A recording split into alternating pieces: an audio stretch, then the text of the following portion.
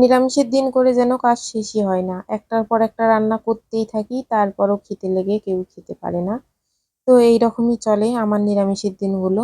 তো যাই হোক, এটা শনিবারের সকাল। শনিবারের সকালে ঘুম থেকে উঠে চা খেয়ে আমি চলে এসেছি রুটি বানানোর জন্য।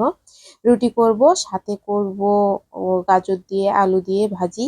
আর তারপরে করব পায়েস। অনেক কিছুই রান্না আজকে করব।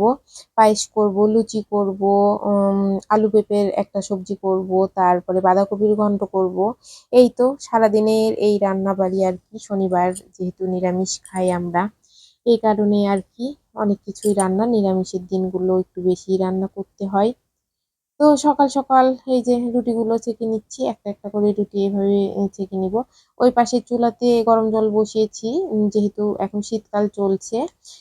আমি গরম জল দিয়ে আমরা একটু চান করি, ট্যাঙ্কির জল খুব ঠান্ডা হয়ে থাকে আর কি।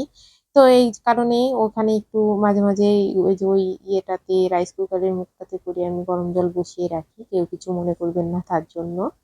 তো এই যে আমি রুটিগুলো ভেজে, গাজর আলু ভেজে, পেঁপে আলুর তরকারিটাও করে নিলাম। তো এই সব কিছু আর ভিডিও করা হয় নাই।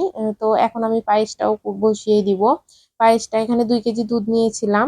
তো 2 কেজি দুধের মধ্যে আমি পরিমাণ মতো, নতুন এটা চিনি গুঁড়া, নতুন আতপ চাল ছিল আর কি, দিয়ে দিয়েছিলাম পরিমাণ মতো। দেওয়ার পরে আমি এখানে 2-3টা এলাচ, তারপরে তেজপাতা দিয়ে দিয়েছি।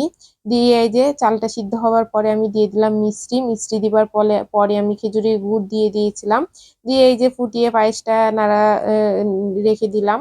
নামিয়ে রেখে আর কি বাঁধাকপির ঘন্ট করব, তার জন্য এখানে আমি ফ্রাই প্যানে পরিমাণ মতো তেল দিয়ে জিরা, তারপর তেজপাতা, কাঁচামরিচ সবকিছু দিয়ে আর কি নতুন আলু দিয়ে দিয়েছি। নতুন আলু দিয়ে বাঁধাকপির ঘন্টটা করব। তো এই যে আলুটা ভেজে নেবার পরে আমি এখানে বাঁধাকপি, কেটে রাখা বাঁধাকপিটা দিয়ে দিয়েছি। দিয়ে লবণ আর হলুদ দিয়ে ভেজে নিলাম। বাঁধাকপি থেকে জল ছেড়ে দিয়েছে আর কি। তো এই বাঁধাকপিতে আমি আর কোনো আলাদা করে জল দিই নাই আর কি। ওইটাতে আদা জিরে বাটা দিয়ে আমি এখন নাড়তেই থাকবো আর কি। আর এই পাশে লুচি বানাবো। লুচির জন্য আর ময়দা নিয়ে নিয়েছি। ময়দা পরিমাণ মতো নিয়ে ওখানে একটু লবণ, তেল আর আহ, চিনি সামান্য পরিমাণ দিয়ে আমি নর্মাল জল দিয়ে ডো তৈরি করে ঢেকে রেখে দিলাম। এদিকে আগে বাঁধাকপিটা আমি নামিয়ে নিব আর কি। বাঁধাকপিটা এই যে লবণ আর হলুদ দিয়ে ভাজা হয়ে গেছে, এখন একটু আদা জিরে বাটা দিয়ে দিব উপর থেকে। দিয়ে এটা আস্তে আস্তে আলতো হাতে নাড়া দিব, নাড়তেই থাকবো আর কি যতক্ষণ না এটা কষানো হয় আর কি। এই যে হয়ে গেছে, বাঁধাকপিটা নামিয়ে নিয়েছি। নামিয়ে আমি লুচিগুলো অর্ধেকটা পরিমাণ বেলে নিয়েছি।